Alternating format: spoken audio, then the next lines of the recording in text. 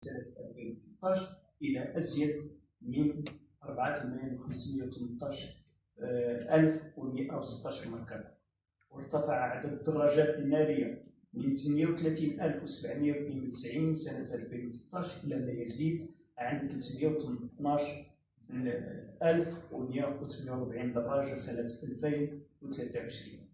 بلغ عدد القتلى 4,160 شخصا، مسجلا زيادة بنسبة 25.7% مقارنة مع سنة 2024.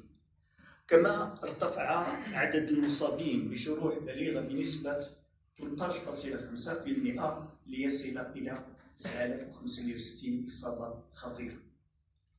وبالنسبة لقضايا حوادث السير أمام المحاكم الدائرة القضائية لمحكمة الاستئناف بمراكش، فإن محاكم الدائرة القضائية للمحكمة المذكورة تبت في العديد من القضايا التي لها ارتباط مباشر بحوادث السير، والتي أصبح البت فيها بأجل نقول تحديا كبيرا بالنظر إلى عددها الضخم. لذلك تعقد المحكمة الابتدائية بمراكش 7 جلسات أسبوعية للبت في هذا النوع من القضايا. وتعقد المحكمة الابتدائية بقلعة سرغنا جلستين 2 أسبوعيا، وهناك جلسة واحدة أسبوعية للمحكمة بالكبير وبماليتها المحكمة الابتدائية في إيميتانوت.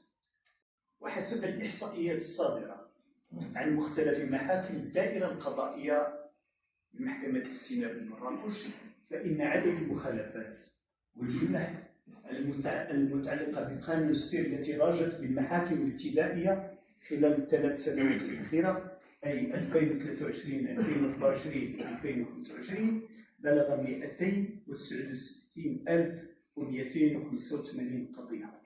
وبلغ عدد الملفات التي راجت أمام محكمة الاستئناف في نفس الفترة 27,972 قضية.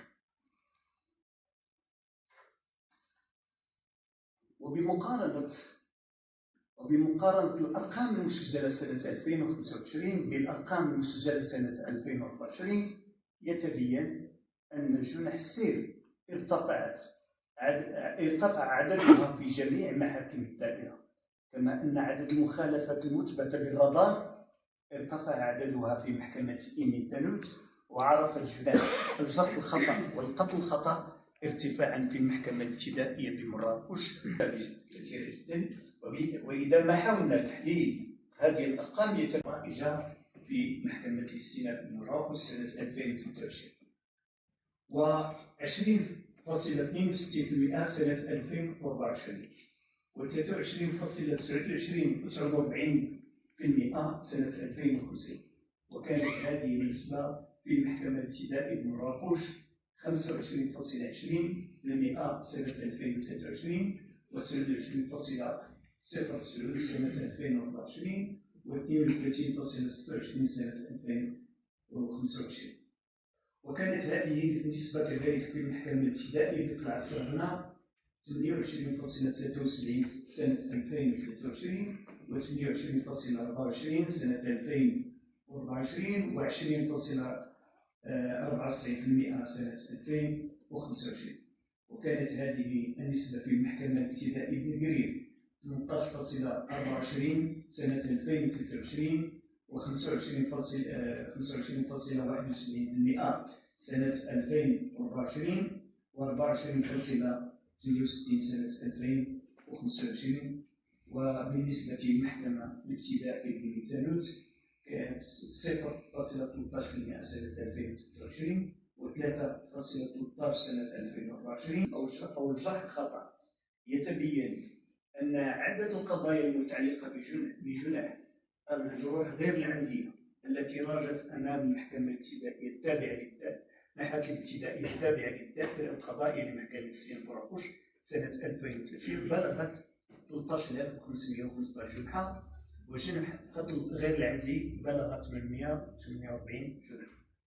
وسنة 2024 مراكش و5.5 الوفيات في دائرة المحكمة الابتدائية بالقرير، هو 10.92 سنة 2093 و9.9 سنة 2024 و6.10 سنة 2025 وبلغ معدل الوفيات في دائرة المحكمة الابتدائية لتانوت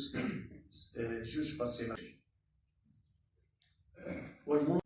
السادة المسؤولون القضائيون، السادة القضاة رئاسة ونيابة عامة، السيد المدير الجهوي للوكالة الوطنية للسلامة الطرقية من جهة مراكش، السيد المدير الجهوي الأكاديمية الجهوية للتربية والتكوين من جهة مراكش، السيد المدير الجهوي لوزارة الشباب والثقافة والتواصل قطاع الشباب لمراكش، السيد نقيب هيئة المحامين والسادة أعضاء مجلس الهيئة، السيد والي الأمن بمراكش بالنيابة، السيد القائد الجهوي للدرك الملكي بمراكش بالنيابة، السيد القائد الإقليمي للوقاية المدنية بمراكش، السادة رؤساء المجالس الجهوية لهيئات الموثقين والهدود والمفوضون القضائيون والخبراء والتراجمة، السيد رئيس المصلحة الولائية للشرطة القضائية والسادة رؤساء المصالح الأمنية لحوادث السير،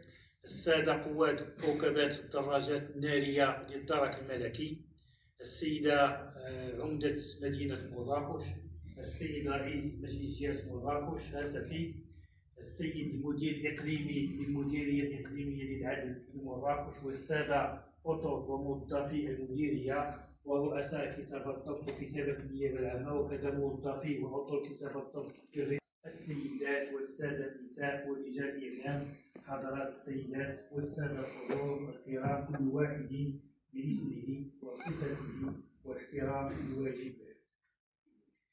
إذن لليوم الوطني للسلامة الطرقية، تتشرف محكمة الاستئناف بمراكش بتنظيم ندوة علمية جهوية حول موضوع السلامة الطرقية، المعالجة الوقائية والقضائية، وهي مناسبة نقوم من خلالها كل سنة بالانفتاح على كل القطاعات المعنية بمواجهة آفة حوادث السير والحد من تفاقمها، والتنويه بالمجهودات المبذولة من طرف كل قطاع معني من أجل الحفاظ على السلامة الطرقية، وكذا مناسبة لتقييم المجهودات التي تم بذلها من قبل كل قطاع في مجال الحفاظ على السلامة الطرقية خلال السنة المنصرمة. إن موضوع السلامة الطرقية أصبح اليوم يؤرق الدول ويشغل الحيز الأكبر من همومها.